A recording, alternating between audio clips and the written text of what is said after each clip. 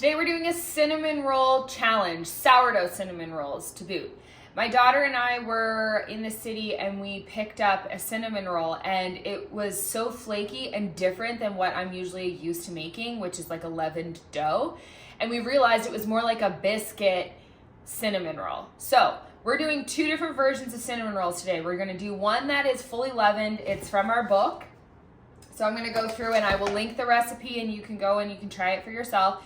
So we're using sourdough discard for both of these recipes. One of them is going to be fully leavened and fermented, so it has to sit and has to rise. The other one is going to be like a pastry biscuit cinnamon roll. We're going to do a trial to see which one tastes better. So I'm going to show you the dough for both of them. The nice thing about the biscuit one is it doesn't really have to sit and rise or do a whole lot. So it's a nice one in a pinch if you have to whip something together really fast. But we're going to go through both the dough. I'm going to show you what they both look like. I'm going to show you what they look like at the end, and then we're going to do a taste test with everyone, and we're going to see which one we like the best. And then I'm going to give you both recipes so that you can try it at home, and you can let me know in the comments which one you like the best. So we're going to start with our leavened dough, the one from the book. So neither of these recipes have a lot of sugar in them. So this one actually only calls for 2 tablespoons of sugar, and the other one is the same. So we're not putting a ton of sugar in the actual dough itself, and I use a cane sugar or a maple sugar because it's a little bit healthier. So just 2 tablespoons in that, and then we're cutting the butter in, same as you would with a pastry. The difference is this is softened butter. So we're gonna use cold, hard butter for the biscuit one because we want it to be more like a flaky pastry. This one doesn't really matter. So I'm just cutting this in as a softened butter, and we're gonna mix that kind of in with the flour before we add in our wet ingredients. So then we're just adding in our milk and our sourdough. So this is really thick discard that's almost like borderline active. So depending on how thick your sourdough is, remember for your discard recipes, if you have really soupy sourdough starter or discard, then you may need more flour. And if you have a really thick, kind of active sourdough, you may need more liquid. So that's just a quick tip for working with your sourdough discard. This is quite a thick one, so we definitely don't need any more flour for this recipe. So this will always be my favorite dough to work with. It just is so beautiful and soft and easy to knead. So you're just gonna knead this for 3 or 4 minutes. Doesn't need a long time. And it will get nice and soft and smooth. And then we're gonna put it back in the bowl, and we have to let it rise. And usually a couple hours does it, but I like to let it rise for, 5 or 6 hours if I can, especially if my house is a bit colder. So this one we are using cold butter, so I grated it. It incorporates into your dry ingredients a little bit easier. So again, this is our biscuit dough. So we're just kind of cutting that butter into the flour cold, just like you would like a pie crust or any other pastry, because we want it to be like a flaky, kind of crumbly mixture. And there is no milk in this recipe, so we're just adding our sourdough discard. It's kind of like a buttermilk type flavored biscuit because it has like a little bit of that tangy sourness to it. So we'll mix that together. So this one calls for a full cup of discard, and I chose to grab some from out of the fridge that was a little bit soupier and not quite as thick, because we're not leavening this dough.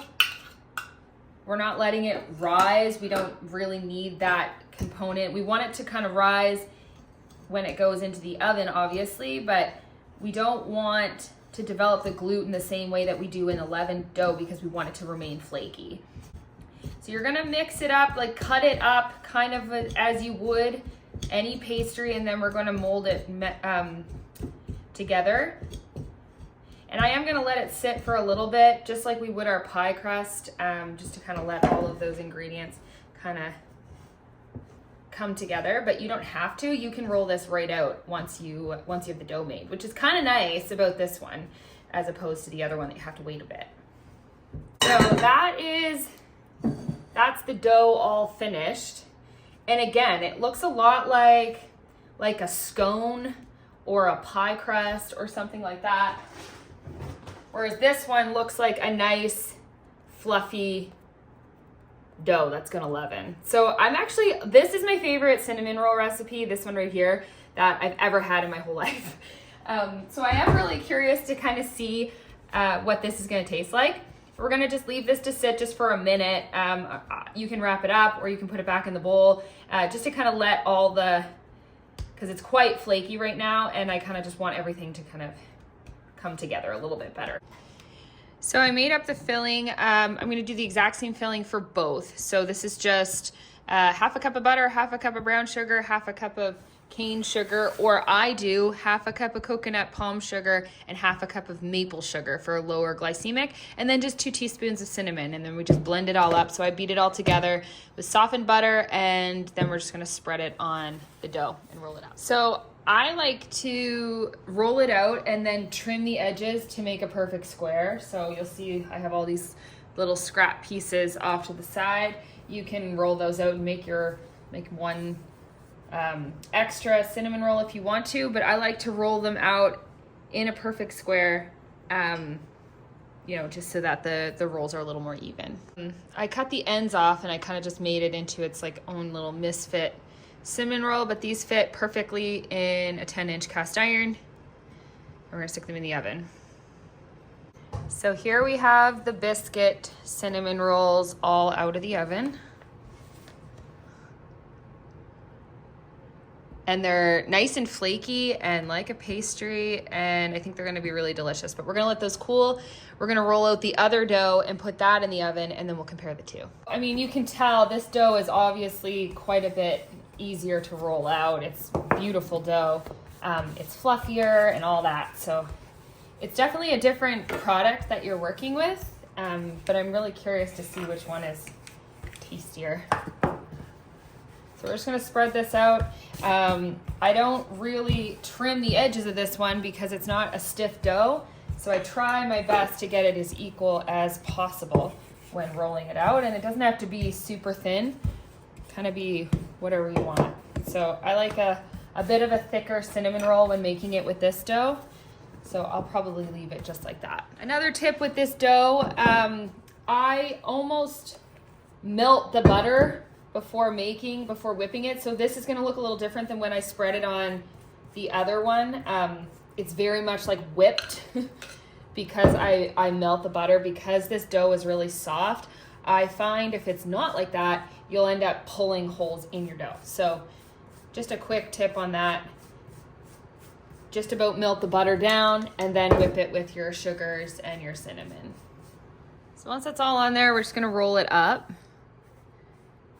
And again, I try to go through, and if I'm noticing that there's not as much on the edge there, because don't forget, that's gonna be its own roll, I kind of go along the edges and add a little bit more. And then roll from there.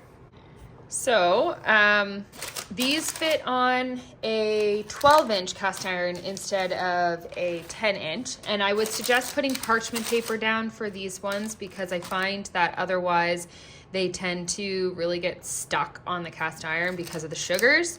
I don't find that as much with the pastries. So ours are looking a little wonky because I used a knife to cut them this time. But we're gonna put them in the oven, and then I like to lift the whole thing right out onto the drying rack or onto the cooling rack. Here are the two. Ignore that one, it got a little bit messed up when I took it out of the pan. But here are the differences. Okay, so these are, I think I actually like these the best. These are so good.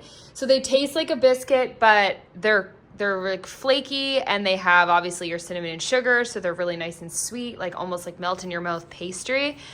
And I really love these that you can literally whip the dough up, roll it out, put it into the oven. So these are really nice and quick.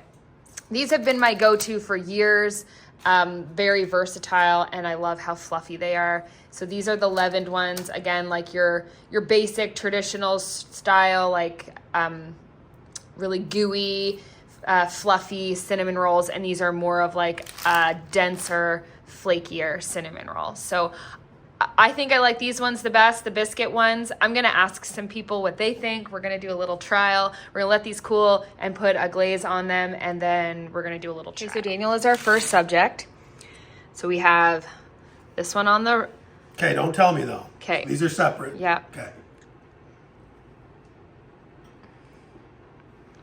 Okay, that was A. This is B. Or 1 and 2, whatever you want to do.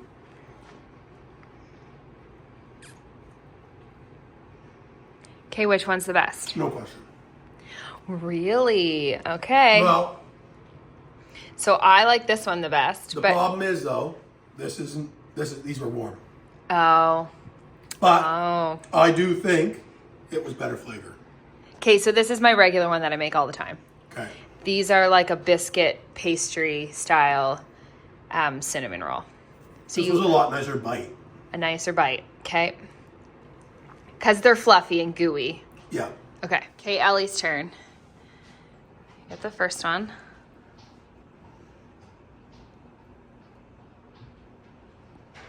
That's good. Okay, next one.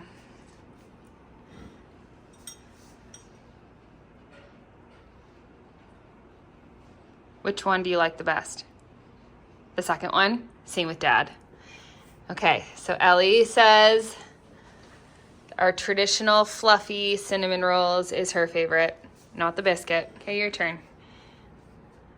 So first one. Okay, second one.